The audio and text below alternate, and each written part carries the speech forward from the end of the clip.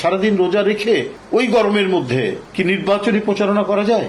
অধিকাংশ রাজনৈতিক দল আপনারা দেখেছেন, আপনার 12 দলীয় জোট এবং অন্যান্য ইন্ডিভিজুয়াল যে রাজনৈতিক দল, আমাদের অলি ভাইয়ের, কর্নেল অলি আহমেদ, বীর বিক্রম সাহেবের এলডিপি, প্রত্যেকেই ডিসেম্বরে নির্বাচন কথা বলেছেন। কথাটা তো কোনো অযৌক্তিক কথা না।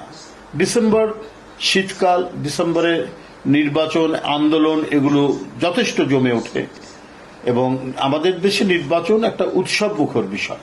তো সেই ক্ষেত্রে ডিসেম্বর মাস, মানুষ, শীতকাল, এখানে ঝড় বৃষ্টি কম থাকে। আমাদের এই গ্রীষ্মমণ্ডলীয় দেশের কারণে শীতকালটা এখানে অনেকটাই কমফোর্টেবল, যদি খুব বেশি শীত না পড়ে। তো সেই ক্ষেত্রে আমরা দেখেছি, আপনারা দেখেছেন যে পরিবারগুলোতে, আমাদের সমাজে বিয়ে শাদী সবকিছু হয় এই শীতকাল, কারণ এখানে ঝড় বৃষ্টি কম থাকে, ওয়েদারটা কমফোর্টেবল থাকে, এই কারণেই। এবং অধিকাংশ নির্বাচন এই শীতকালেই হয়ে থাকে, এই একটা বিষয়। আর এপ্রিলে রোজা কেবল শেষ হবে, আবার 2 মাস 10 দিন পর কোরবানি।